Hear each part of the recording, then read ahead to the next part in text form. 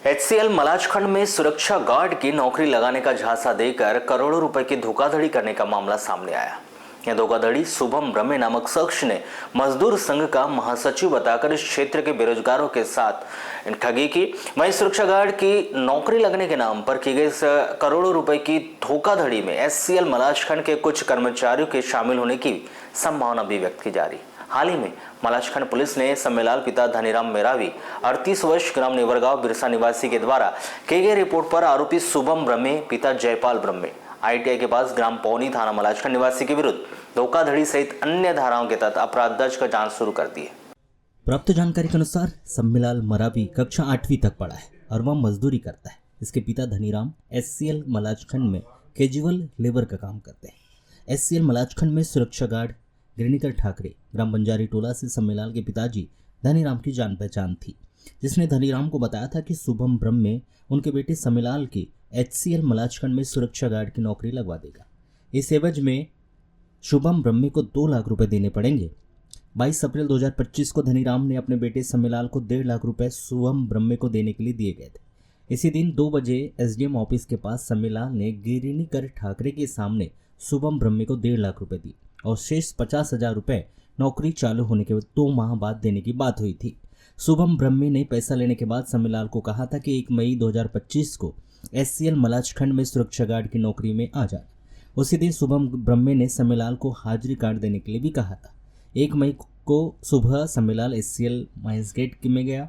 यहाँ पर सम्मेलाल को शुभम ब्रह्मे मिला, जिसने सम्मेलाल को एक गुलाबी रंग का हाजिरी कार्ड दिया और बोला कि आज से उनकी नौकरी चालू हो गई, तुम घर चले जाओ। 4 मई से एचसीएल में गेट में तुम्हारी सुरक्षा गार्ड की ड्यूटी रहेगी। शुभम ब्रह्मे के बताए के अनुसार सम्मेलाल 4 मई को दोपहर 1 बजे एचसीएल मेन गेट पहुंचा। वहां सम्मेलाल को गेट में ड्यूटी पर बताया गया कि उनकी ड्यूटी ब्रह्मा टोला में वाटर पंप में उन्हें जाना है। इसके बाद सम्मेलाल ब्रह्मा टोला वाटर पंप गया और 2 से रात 9 बजे तक ड्यूटी की। इस प्रकार सम्मेलाल को माह मई 2025 में कुल 14 हाजिरी दी गई। 31 मई 2025 को सुरक्षा गार्ड के इंचार्ज अवधेश रजावत ने सम्मेलाल को कहा कि 1 जून से ड्यूटी पर उसे आने से मना कर दिया और इस संबंध में अपने ठेकेदार शुभम ब्रह्मे से बात करने के लिए कह दिया गया।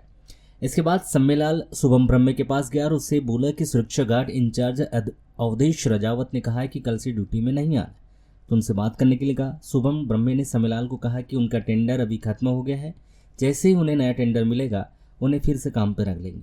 इसके बाद सम्मेलाल शुभम ब्रह्मे से कई बार नौकरी के संबंध में कहता गया तो वह आज कहकर कल करके टाल मटोल करने लगा।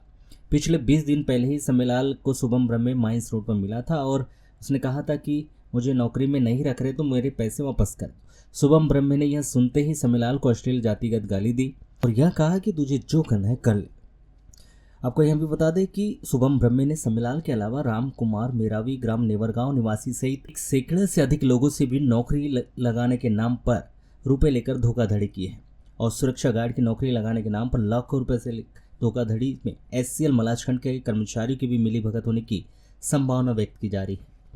फिलहाल मलाजखंड पुलिस थाने में सम्मेलाल ने शुभम ब्रह्मे के द्वारा नौकरी लगाने के नाम पर की गई धोखाधड़ी की एक लिखित शिकायत की। मलाजखंड पुलिस ने उनके द्वारा की गई शिकायत पर शुभम ब्रह्मे पिता जयपाल ब्रह्मे आईटीआई के पास ग्राम पौनी निवासी के विरुद्ध सम्मेलाल से नौकरी लगाने के नाम पर रुपए लेकर धोखाधड़ी और उसे जातिगत रूप से गालियां देकर अपमानित करने के आरोप में विभिन्न धाराओं के तहत अपराध दर्ज कर विवेचना शुरू की।